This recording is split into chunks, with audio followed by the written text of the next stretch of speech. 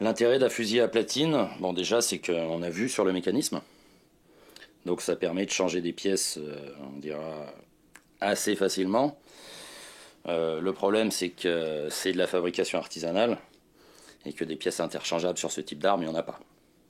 Voilà, donc c'est principalement le prestige en fait. Par contre, de la casse aujourd'hui sur un fusil à platine, c'est de nombreuses heures, donc un devis qui risque d'être salé, quoi.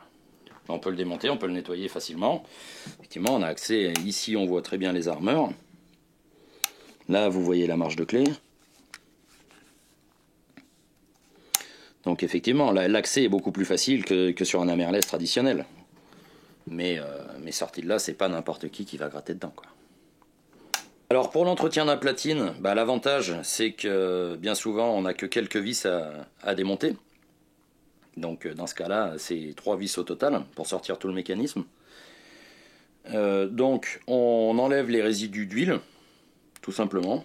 Donc soit avec un petit peu de laine d'acier, soit avec un dégraissant. Et on repasse une fine couche d'huile au pinceau. Et au niveau du bois? Au niveau du bois, pour l'intérieur, on fait rien du tout. Puisque si on venait à mettre de l'huile de lin, on risquerait d'avoir un mélange pâteux qui fait que la platine fonctionne mal. Alors aujourd'hui, le fusil à platine se fabrique très peu, enfin, surtout en France. Au Royaume-Uni, il y a encore quelques fabricants de renom, mais ça reste une fabrication prestigieuse, de luxe et très onéreuse. Donc ça s'en fabrique malheureusement de moins en moins, ou pour une clientèle très ciblée.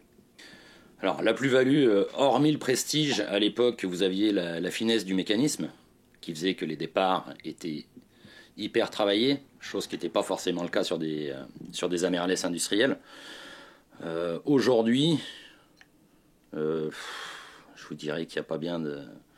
Hormis le prestige, il n'y a pas grosse différence, quoi.